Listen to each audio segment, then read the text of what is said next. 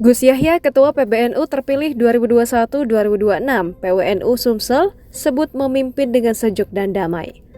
Kiai Haji Yahya Khalil Stakuf atau biasa disapa Gus Yahya menjadi Ketua PBNU periode 2021-2026.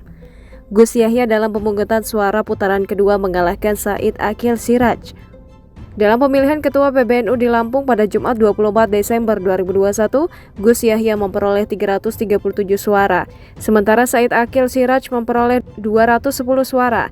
Ketua PWNU Sumatera Selatan Kiai Haji Amiruddin Nahrawi saat dikonfirmasi Tribun Sumsel mengatakan PWNU dan PCNU mendukung penuh Gus Yahya menjadi ketum PBNU. Menurut Amiruddin Nahrawi atau yang sering disapa Cak Amir menjelaskan, dipilihnya Gus Yahya karena dia terkenal di kalangan nasional hingga internasional. Gus Yahya dianggap memiliki kelenturan kiai dan keturunan Wali Songo sehingga saat memimpin terasa sejuk dan damai. Gus Yahya juga dikenal sebagai seorang intelektual Islam yang memiliki pemikiran untuk kemajuan.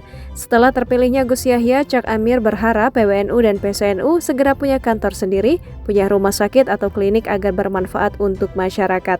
Selain Ketua Umum Muktamar ke-34, NU juga telah lebih dulu menetapkan Kiai Haji Miftahul Ahyar sebagai Rais Aam PBNU periode 2021-2026. Miftahul terpilih berdasarkan hasil musyawarah dan mufakat tim ahli Hali wal Aqdi yang terdiri dari 9 kiai sepuh NU.